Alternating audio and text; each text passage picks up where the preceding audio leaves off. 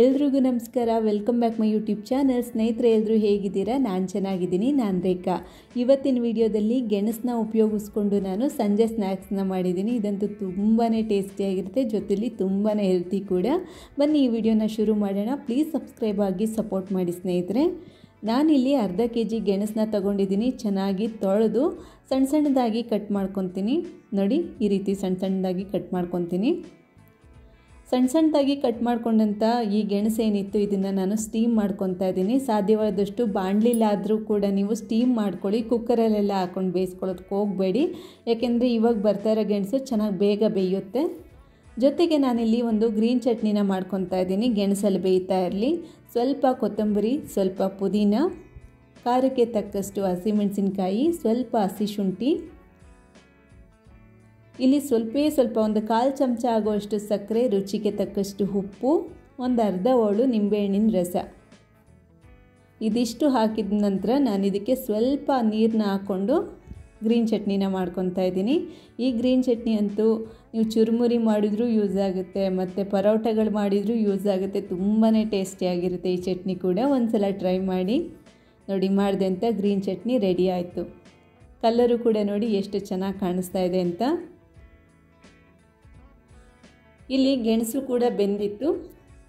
ಈ ಎಲ್ಲ ಗೆಣಸನ್ನು ನಾನು ಸಿಪ್ಪೆ ತೆಗಿತೀನಿ.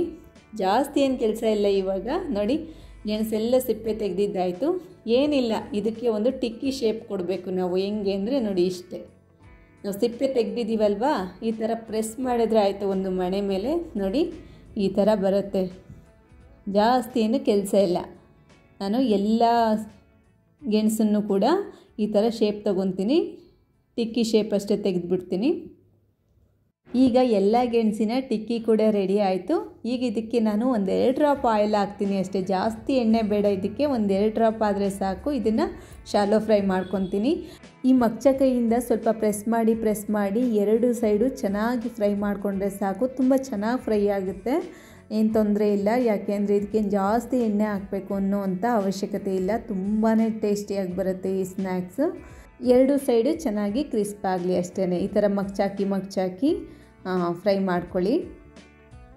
ಡೀಪ್ ಫ್ರೈ ಮಾಡಲೇಬೇಕು ಅಂತ ಏನು ಅವಶ್ಯಕತೆ ಇಲ್ಲ. ತುಂಬಾ ಟೇಸ್ಟಿಯಾಗಿರುತ್ತೆ. ಒಂದು ಸಲ ಟ್ರೈ ಮಾಡಿ. ಈಗ 2 ಸೈಡು ಫ್ರೈ ಆಗಿದ್ದಾಯಿತು. ನೋಡಿ, ಸ್ಟವ್ ಕೂಡ ಆಫ್ ಮಾಡಿದ್ದೀನಿ ನಾನು. ಈಗ ಫೈನಲ್ಲಾಗಿ ಸ್ನ್ಯಾಕ್ಸ್ ತಟ್ಟೆಯಲ್ಲಿ ರೆಡಿ ಮಾಡ್ಕೊಳ್ಳೋದಷ್ಟೇ. ನಾನಿಲ್ಲಿ ಮೊಸರನ್ನ ಬೀಟ್ ಮಾಡಿ ಇಟ್ಕೊಂಡಿದ್ದೆ. ಗಟ್ಟಿ ಮೊಸರು ತೊಗೊಂಡು ಚೆನ್ನಾಗಿ ಅದನ್ನು ಕಡಿದು ಉಪಯೋಗಿಸ್ಕೊಳ್ಳಿ. ಒಂದೊಂದೇ ಟಿಕ್ಕಿನ ಈ ಮೊಸರು ಇರೋವಂಥ ಪ್ಲೇಟಲ್ಲಿ ನಾನು ಹಾಕ್ಕೊತಾ ಇದ್ದೀನಿ.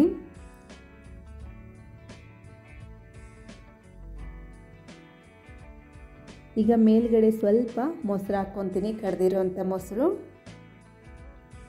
ಈಗ ಮೊಸರು ಹಾಕಿದ ನಂತರ ನಾನಿಲ್ಲಿ ಮೊದಲೇ ಇಂಬ್ಲಿ ಚಟ್ನಿನ ಮಾಡಿಟ್ಕೊಂಡಿದ್ದೆ. ನೋಡಿ, ಅದನ್ನು ಕೂಡ ಸೇರಿಸ್ಕೊತಾ ಇದ್ದೀನಿ.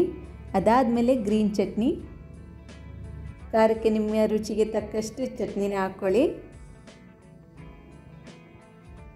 ಈಗ ಇದಕ್ಕೆ ಸ್ವಲ್ಪ ಜೀರಾ ಪೌಡ್ರು, ಸ್ವಲ್ಪ ಚಾಟ್ ಮಸಾಲ, ಸ್ವಲ್ಪ ಬ್ಲ್ಯಾಕ್ ಸಾಲ್ಟನ್ನು ಹಾಕಿ, ಅದಾದಮೇಲೆ ಸ್ವಲ್ಪ ಕೊತ್ತಂಬರಿ ಸೊಪ್ಪು, ಸ್ವಲ್ಪ ದಾಳಿಂಬೆ ಬೀಜ ಅನಾರ್ದಾನ ಏನಿದೆ ಇದು ಹಾಕಿ ಲಾಸ್ಟ್ ಇದೇನೆ. ತುಂಬ ಟೇಸ್ಟಿಯಾಗಿರುತ್ತೆ. ಒಂದು ಸಲ ಟ್ರೈ ಮಾಡಿ. ನಿಮ್ಮ ಮನೇಲಿ ಟ್ರೈ ಮಾಡಿ ಹೇಗೆ ಅನ್ನಿಸ್ತು ಅಂತ ಕಮೆಂಟ್ ಮೂಲಕ ತಿಳಿಸಿ. ಈ ವಿಡಿಯೋ ಇಷ್ಟ ಆದರೆ ಪ್ಲೀಸ್ ಒಂದು ಲೈಕ್ ಮಾಡಿ, ಶೇರ್ ಮಾಡಿ, ಕಮೆಂಟ್ ಮಾಡಿ. ಪ್ಲೀಸ್ ನನ್ನ ಚಾನಲ್ಗೆ ಸಬ್ಸ್ಕ್ರೈಬ್ ಆಗಿ ಸಪೋರ್ಟ್ ಮಾಡಿ.